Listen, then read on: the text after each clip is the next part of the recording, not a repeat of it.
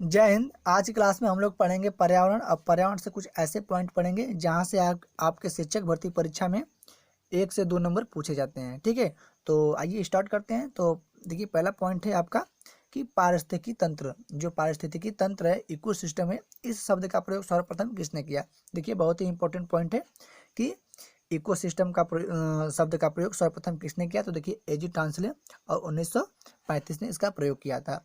साथ ही साथ जो इकोलॉजी है, जो पारिस्थितिकी है, इस शब्द का प्रयोग किसने किया? देखिए, जो पारिस्थितिकी तंत्र है, जो इकोसिस्टम है, और जो पारिस्थितिकी है, इकोलॉजी है, यहीं पे कंफ्यूजन होता है बच्चों को। ठीक है, तो इस चीज़ को आप लोग ध्यान दीजिएगा। देखिए, जो पारिस्थितिकी तंत्र है, हिंदी वाले को आप नहीं याद करिएगा, आप इसको याद करिए, इकोसिस्टम। देखिए, जहाँ जहाँ आप सिस्टम की बात आ जाएगी वहाँ पे एज ट्रांसले होंगे। ठीक है, और जहाँ केवल टोटल इकोलॉजी होगा, ठीक है, इकोलॉजी होगा, वहाँ पे आपके अर्नेस्ट हैकल होंगे।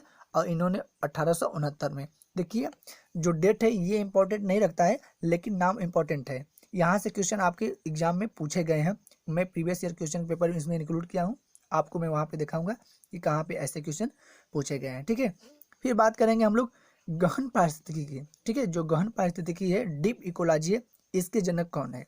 तो इसके जो जनक है अर्नेस्ट नीस हैं। और भारतीय पारिस्थितिकी के जनक कौन है? तो प्रोफेसर रामदेव मिश्रा। देखिए, ये 4 पॉइंट जो है आपके हैं, बहुत इंपॉर्टेंट है। इन 4 पॉइंट में से आपके एक क्वेश्चन पूछते हैं, आपका टेट हो या सुपर टेट हो या रीट हो या कोई भी टीचिंग एग्जाम हो। ठीक है, मतलब कोई भी स्टेट टेट हो, तो वहाँ से जो ई पॉइंट है आपके पर्यावरण का, इससे रिलेटेड कोई एक क्वेश्चन जरूर पूछा जाता है। तो इस क्लास में वही चीज़ें होंगी, इस चैनल के माध्यम से वही चीज़ें आप लोगों को बताई जाएगी कि जहाँ से क्वेश्चन बनते हो। देखिए, पढ़ना तो बहुत कुछ है, पढ़ना तो बहुत कुछ है, और सिलेबस भी बहुत लंबा है, लेकिन हम उन्हीं चीज़ों को पढ़ेंगे जहाँ से क्वेश्चन बनते हैं। फालतू चीज़ें पढ़ने से क्या फ़ायदा, केवल टाइम वेस्ट होगा। तो उन चीज़ों को पढ़ा जाए कि जहाँ से आपके क्वेश्चन प्रीवियस ईयर में पूछे गए हैं और पूछने की संभावना है। ठीक है, तो ये आपके पारिस्थितिकी तंत्र से, इकोसिस्टम से, इकोलॉजी और डीप इकोलॉजी और भारतीय पारिस्थितिकी के जनक, ये 4 पॉइंट आप लोग नोट कर लीजिएगा, यहाँ से क्वेश्चन आपके बनते हैं। ठीक है, अब बात करेंगे हम लोग पर्यावरण के बारे में। ठीक है, देखिए ये भी बहुत इंपॉर्टेंट है कि पर्यावरण में कौन कौन सी चीज़ें होती हैं। तो पहली बात तो पर्यावरण को जान लेते हैं कि किन किन चीज़ों से मिलकर यह हमारा पर्यावरण बना हुआ है। तो देखिए, जो पर्यावरण में 4 चीज़ें होती हैं। एक होता है आपका स्थल मंडल, एक होता है आपका जीवमंडल, एक होता है आपका जयमंडल, और एक होता है आपका वायुमंडल। ये सब चीज़ें किस में होती हैं? आपके पर्यावरण में होती हैं। स्थल मंडल, जीवमंडल, वायुमंडल और जलमंडल। देखिए, स्थल मंडल, जीवमंडल, वायुमंडल, जलमंडल, सबका अलग अलग क्षेत्र है, सबका अलग अलग क्षेत्र है। और ये पर्यावरण के चारों तरफ से क्या हुए हैं? घिरे हुए हैं, और सबका अपना एक स्थान है। देखिए, स्थल मंडल, तो स्थल मंडल में हमारी वे चीज़ें आ जाएंगी, जैसे पर्वत हैं, मरुस्थल हैं, मैदान हैं। आपके क्या आएंगे? ये स्थल मंडल में आपका पर्वत, मरुस्थल और मैदान। जलमंडल में नदी आपकी आ जाएगी, तालाब, झील आ जाएंगी, हिमनद आ जाएंगे, सागर आ जाएंगे, ये आपके जलमंडल में आएंगे। और जीवमंडल में आपके पेड़ पौधे और जीव जंतु आएंगे। और वायुमंडल, देखिए जो वायुमंडल है, यहीं से क्वेश्चन आपके टेट हो या आपका शिक्षक भर्ती परीक्षा हो। ठीक है, अधिकतर क्वेश्चन इस वायुमंडल से पूछे जाते हैं, क्योंकि वायुमंडल में क्षोभ मंडल है आपका, समताप मंडल है, मध्य मंडल है, आयन मंडल है और बहिर्मंडल है। ये जो 5 मंडल है, इन मंडलों में से क्वेश्चन पूछा जाता है। देखिए, वायुमंडल पर्यावरण में सबसे इंपॉर्टेंट है, यहीं से क्वेश्चन अधिकतर पूछे जाते हैं। आइए कुछ पॉइंट हम लोग देखेंगे और पर्यावरण के बारे में बेहतर ढंग से जानेंगे एग्जाम की दृष्टि से। ठीक है, देखिए यहाँ पे पूछा गया है कि जो पर्यावरण के भौतिक या अजैविक संगठक, जो पर्यावरण है इसके क्या पूछा गया है? भौतिक और अजैविक संगठक, या भौतिक भी कर सकते हैं या अजैविक संगठक भी कर सकते हैं। कौन कौन से होते हैं? देखिए, आपका वायु होता है, जल होता है, मृदा होता है, खनिज होता है। देखिए, अकार्बनिक तत्वों में क्या होगा? आपका नाइट्रोजन, फास्फोरस, कार्बन, ये चीज़ें अकार्बनिक तत्वों में। ठीक है, और जो कार्बनिक तत्व इसमें क्या है? प्रोटीन, कार्बोहाइड्रेट, विटामिन और वसा। तो इन चीज़ों को आप लोग याद करिएगा, जो पर्यावरण के भौतिक या अजैविक संगठक। ठीक है, देखिए अब बात हो रही है पर्यावरण के जैविक घटक। तो देखिए, जैविक घटक कौन से हैं? पेड़ पौधे, जीव जंतु। देखिए आपका ये उत्तर प्रदेश का जो उत्तराखंड टेट है इसमें आपका पूछा गया है, ठीक है। आपके जो उत्तराखंड का टेट है इसमें आपका 2011 में पूछा गया है। देखिए जैविक घटक और अजैविक घटक को याद करने का तरीका मैं बता रहा हूँ। देखिए पेड़ पौधे जीव जंतु ये क्या है, जैविक घटक है। इनको छोड़कर बाकी जो भी है वो क्या है, अजैविक संघटक है, ठीक है। तो आप लोग जब एग्जाम में अगर ऐसे 4 ऑप्शन दे देंगे, पेड़ पौधे, जल, मृदा और फास्फोरस, इसमें कौन सा जैविक घटक है, तो आपको ये ध्यान देना है कि जैविक घटक कौन कौन से होते हैं और अजैविक घटक कौन कौन से होते हैं। तो देखिए अजैविक घटक में तो बहुत से होते हैं और जैविक घटक में 2 होते हैं। कौन कौन से, पेड़ पौधे और जीव जंतु। तो पेड़ पौधे और जीव जंतु को छोड़कर सभी क्या होते हैं, अजैविक घटक होते हैं। तो ये पॉइंट 2 आप लोग याद रखिएगा, जैविक और अजैविक, यहाँ से क्वेश्चन बनते हैं आपके, ठीक है। अब मैंने आपको याद करने का ट्रिक भी बता दिया। अब नेक्स्ट पॉइंट में हम लोग पढ़ेंगे पारिस्थितिक जो इकोसिस्टम है, जो पारिस्थितिक तंत्र है, इकोलॉजी तंत्र के घटक कौन कौन से हैं, ठीक है। इसके घटक कौन कौन से हैं। देखिए पहले तो जैविक है, उसके बाद अजैविक। एक आपका होता है जैविक, एक होता है आपका अजैविक। जैसा कि मैंने पिछले जो पूछा गया क्वेश्चन है तो मैं उसको बेहतर ढंग से यहाँ पे बताने की कोशिश करूँगा, ठीक है। जैविक घटक में कौन कौन सी चीज़ें आती हैं और आपके अजैविक घटक में कौन कौन सी चीज़ें आती हैं। देखिए जैविक घटक में आपके शैवाल और पेड़ पौधे आएंगे, ठीक है। देखिए तो ये किस क्षेत्र में आएंगे, आपके उत्पादक में। जैविक घटक को पहले आप यहाँ से 3, देखिए यहाँ से 3 पॉइंट इसको बना लीजिए। देखिए जो जैविक घटक है और अजैविक घटक है, तो जैविक घटक में पहले 3 चीज़ें होती हैं। कौन कौन सी चीज़ें होती हैं, पहला आपका होता है क्या, उत्पादक, दूसरा आपका क्या होता है, उपभोक्ता, और तीसरा आपका क्या होता है, अपघटक। ये आपके 3 चीज़ होते हैं जैविक में। और जो उत्पादक क्या होते हैं, उपभोक्ता क्या होते हैं, अपघटक क्या होता है, इनको मैं अभी बाद में बताऊंगा। उसके बाद जो आपका अजैविक घटक है इसमें 3 चीज़ें होती हैं। एक तो कार्बनिक होता है, दूसरा अकार्बनिक होता है और तीसरा भौतिक होता है।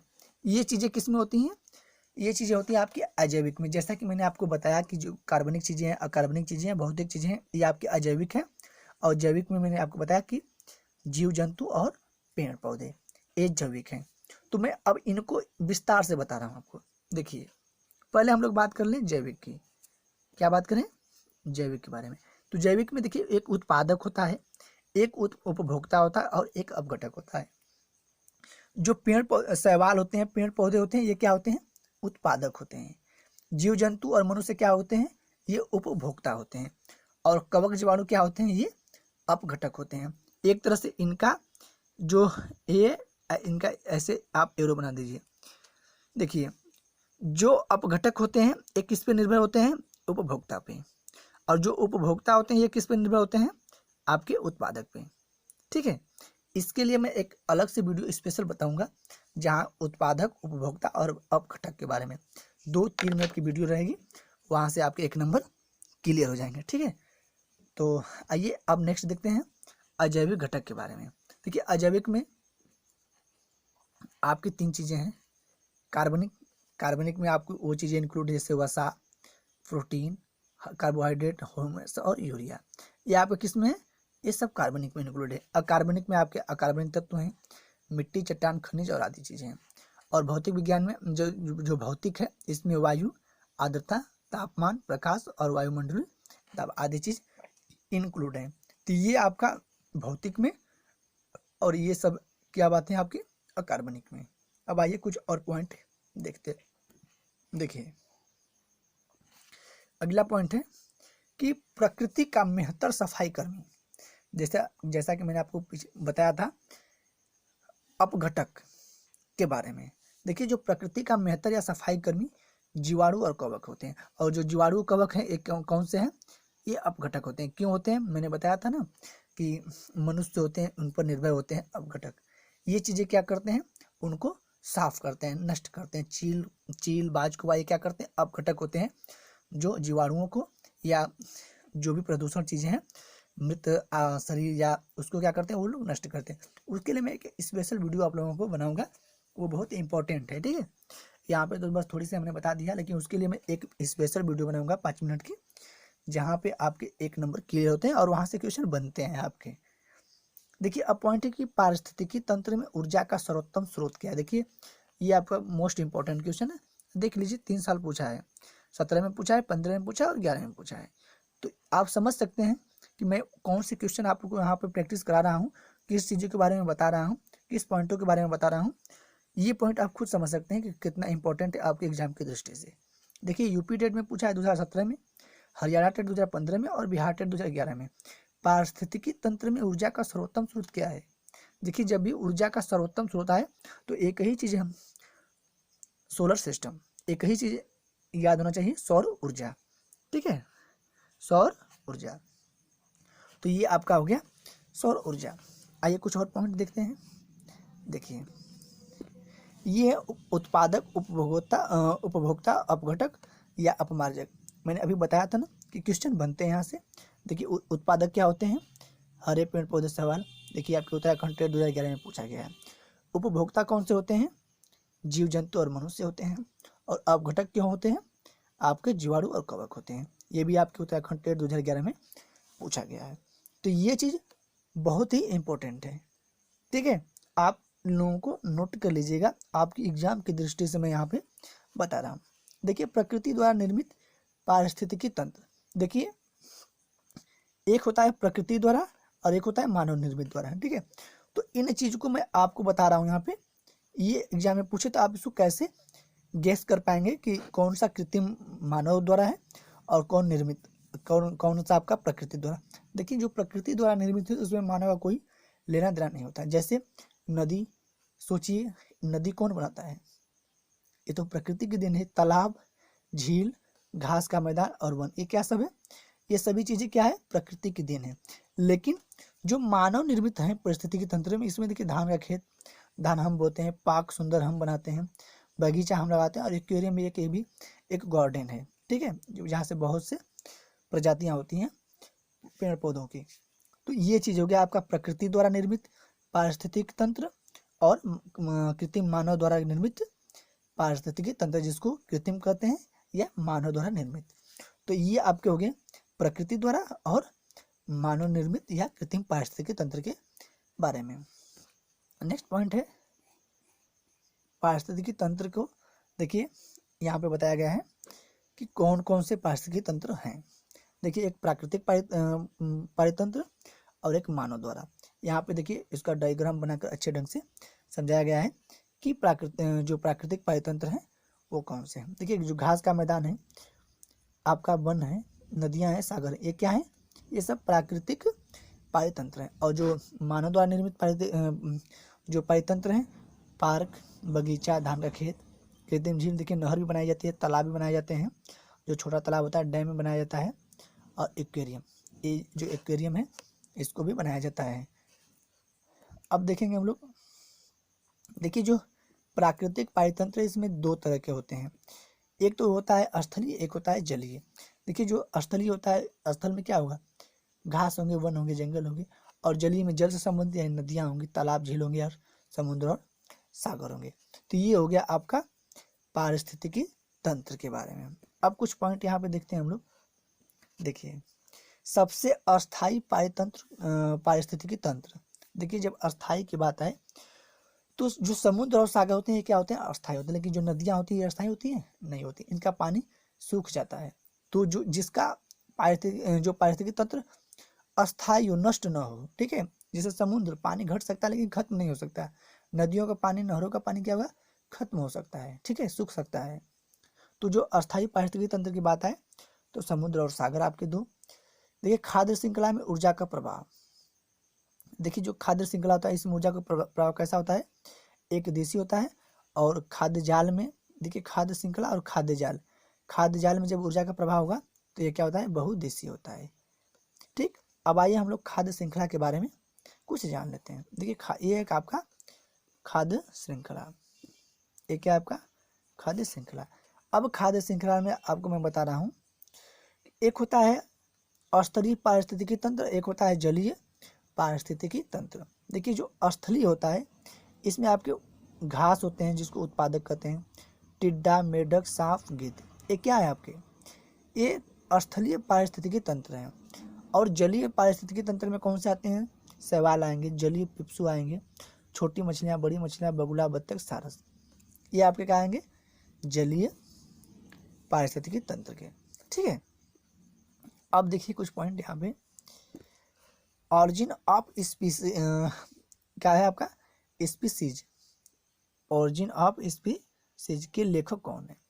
ठीक है, इसके देखिए चार्ल्स डार्विन है, ये उनकी पुस्तक है, इन्होंने लिखा था, क्या लिखा था, ओरिजिन ऑफ स्पीसीज, ये इनकी बुक है चार्ल्स डार्विन की।